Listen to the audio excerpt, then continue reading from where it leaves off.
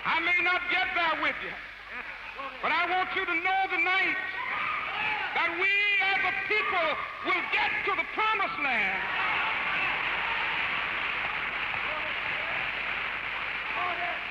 So I'm happy tonight. I'm not worried about anything. I'm not fearing any man. Mine eyes have seen the glory of the coming of the Lord.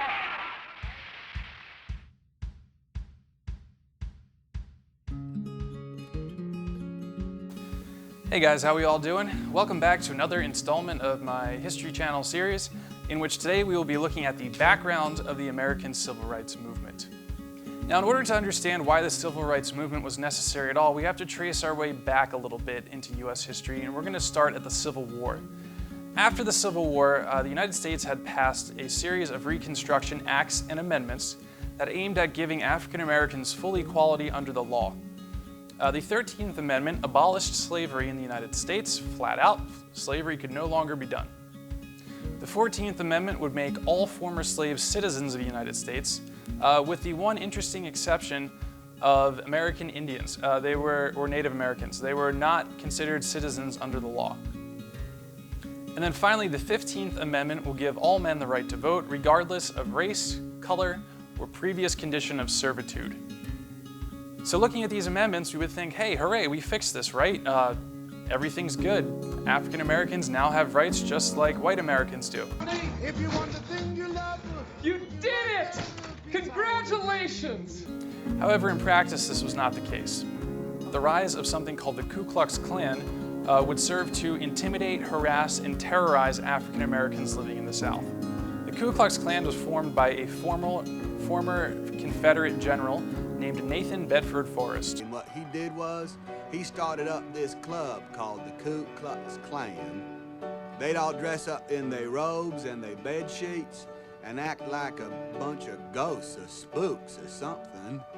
They'd even put bed sheets on their horses and ride around. Nathan Bedford Forrest was famous for his massacre at Fort Pillow in Tennessee, where he would slaughter Union troops, most of them being African American Union regiments. He would later become Grand Wizard of the Ku Klux Klan, and under his leadership they would carry out terroristic campaigns against freed African Americans now living in the post-Civil War South. The Ku Klux Klan itself would die out in the early 1870s and would be reborn in the early 1900s. There's an infamous movie that comes out that is called Birth of a Nation. The Birth of a Nation movie is shown in the Wilson White House and actually becomes an instant hit with America. And what this movie shows is a glorified version of what the Ku Klux Klan was. It showed them as protectors of the chivalrous ways of Southern people living in the post-Civil War era and demonized African Americans living in the post-Civil War South. Due to this, Ku Klux Klan membership is going to spike into the 1920s and hold pretty steady through the 1940s and 50s as not only a social movement, but also a political movement. One way in which the South worked to overcome these Civil War amendments that were supposed to give full equality to African Americans under the law was through something called the Grandfather Clause. What the Grandfather Clause said was this. It was that if your grandfather could vote prior to January 1st, 1867, you could also vote. Awesome. However, if your grandfather obviously could not have voted before that date, then sorry, you can't vote. And who does that affect? That affects the descendants of former slaves. Voting is incredibly important for African Americans, especially the South, because it gives them representation in government. Now, if you don't have representation in government, then you cannot elect people who will go on to pass laws that will help protect you. So what this does is it effectively clears any African American politicians out of the arena and keeps Southern legislatures full of white Americans. One of the most significant legal things to happen to African Americans in the post-Civil War South is the Supreme Court case of Homer Plessy versus Ferguson in 1896. Plessy versus Ferguson is a case about a man, Homer Plessy, who had paid a ticket to get on a train, and he was forced to sit in the quote-unquote black train car. This train car was furnished with hay bales for the people to sit on, whereas the train car for white people had normal seats. Homer Plessy will refuse and he will try to sit in the white train car, in which he will be arrested. He will sue his way up to the Supreme Court of the United States, and the Supreme Court will look at what had happened and say, you know what, yeah, you're right, those train cars are not equal, so that should not be allowed. However, if there are separate facilities for African Americans and for white Americans, and they're equal, then it's okay to separate people. This is where we get the moniker of separate but equal, and it will help to uphold segregation in the United States and put Jim Crow practices into law. Plessy versus Ferguson, at the end of the day, upholds racial discrimination legally in the United States. If you look at a map of the Confederate States of America during their height in the Civil War, we will see that the CSA starts in Virginia, goes down to Florida, and goes all the way out to Texas. Now, if we look at a map of where segregation happened in the United States, you can see that it not only comprises the former Confederate States of America, it also includes the former border states. If you remember, the border states were part of the Union, but still had slavery.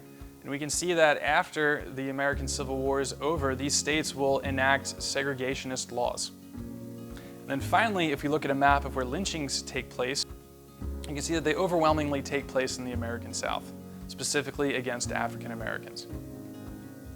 So due to all of this, we realize that we have to fight racial discrimination, and now discrimination enshrined in law, with legal entities of our own.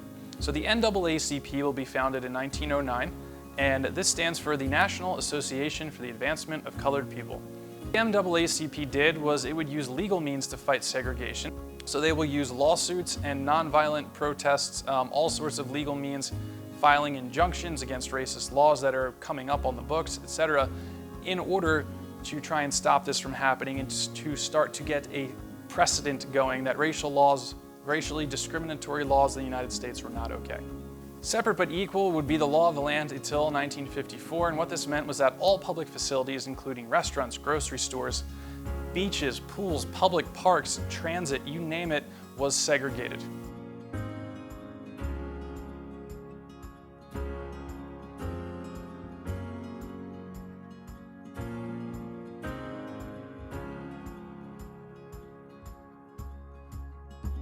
All right, it's now time for the fun facts portion of the show, where we go in and discover some things that you might not find in a history textbook. One thing that really gets glossed over a lot is the Native American plight for citizenship and rights in the United States. Native American tribes on reservations were seen as their own sovereign nation, but because of that, they also usually didn't have voting rights in the states where they existed.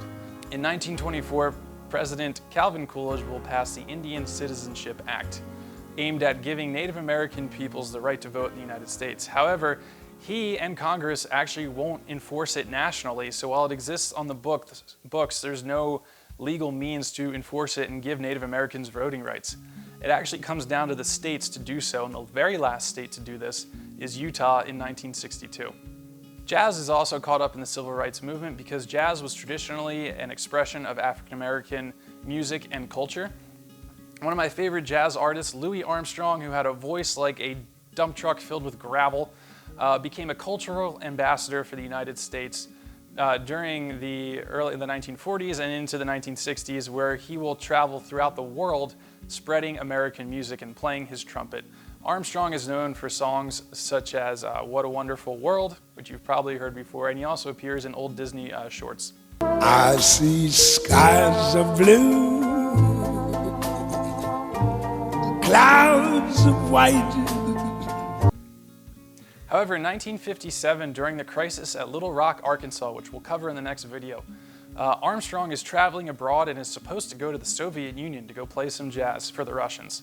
However, he hears about what is going on in the United States and the fact that the National Guard is stopping the integration of schools, and he says this: 1, I'm canceling my tour, and 2, the way that they're treating my people in the South, the government of the United States can go to hell. Pretty strong words for a soft-spoken trumpeter. The FBI will also infiltrate and keep tabs on people within the jazz movement and community.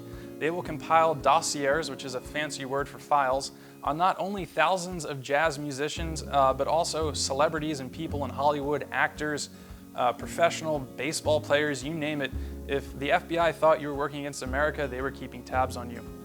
Another one of my favorite jazz performers, Duke Ellington, who was a big band leader, will perform at a benefit to stop the usage of poll taxes, which was a charge in order to vote that discriminated against African Americans. And from then on, he will have the FBI tailing him and compiling lists of every action that he takes. All right, so back to civil rights in the United States. Sports people, professional sportsmen were instrumental in helping the civil rights movement because they brought visibility to the struggle of African Americans in the U.S. One of my favorite athletes of all time, Jesse Owens, was a track and field athlete. In 1936, he will qualify to go to the Olympics. And in that year, the Olympics are being held in none other than Berlin, Germany, in the heart of the Nazi Reich in Europe. He will win 4 gold medals, one in the 100 meters, another in the 200 meters. He will also win gold in the long jump, and he and his team in the 4x1 will win gold. He is credited with single-handedly crushing Hitler's myth of Aryan supremacy, as it was put. However, when he returns to the United States, he will not be invited to the White House like the rest of his team to go and meet the president. What this shows is that racism was not only institutionalized in the United States, meaning it was a matter of law, it also went up to our highest office in the land. On July 26 of 1948, the executive branch, however, will take a small step towards abolishing racist laws in the United States through Executive Order 9981. And what this does is it integrates the armed forces of the United States, effectively desegregating our armed forces, our Army, our Navy, our Air Force. By the time we get to the Korean War, we will have fully integrated armed forces. Another famous sportsman is none other than one of my personal favorite baseball players, is Jackie Robinson. Jackie Robinson had played in the American Negro Leagues, which was a specifically segregated baseball league for African Americans. After World War II, he will come back and he will be the first African American to participate in Major League Baseball, in integrated baseball. And he will be heckled, he will have racist things hurled at him, but he takes it in stride and he will earn Rookie of the Year in 1947, playing for what was then the Brooklyn Trolley Dodgers. He will go on to be a 6-time All-Star, and he will be the only MLB player to have his jersey number retired across every single team in the MLB. He's also an early civil rights activist, and he will be called by the HUAC. The HUAC, or WHAC as I like to call it, is the House Un-American Activities Committee. These are the guys who are charged with finding communists in the United States. One of Jackie Robinson's good friends was a singer, an actor, a law student, and more things than I can remember, Paul Robeson. Paul Robeson had an extremely beautiful voice. We'll play a clip right here. But now am found, was blind, but now I see. And he traveled all over the world singing. However, he is also a communist sympathizer. Robinson is called in to testify about what is going on with Paul Robeson in order to find out if he is a communist or not.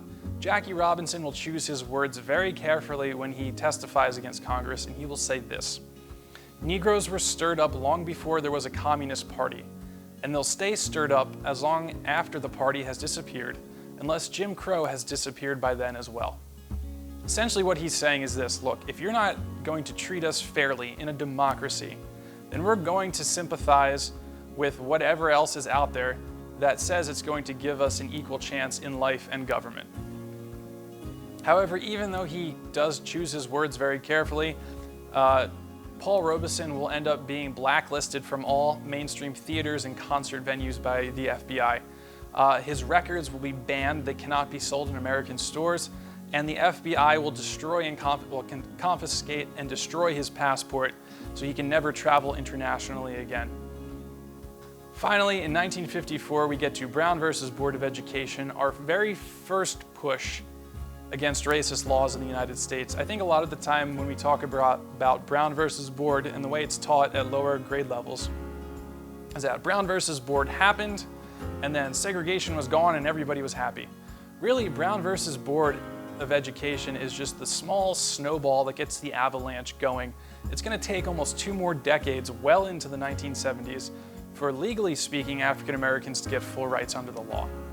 So here's what happens in this case. Linda Brown is a small girl in elementary school, and she has to walk across town through a dangerous train yard in order to get to her separate but equal African American school.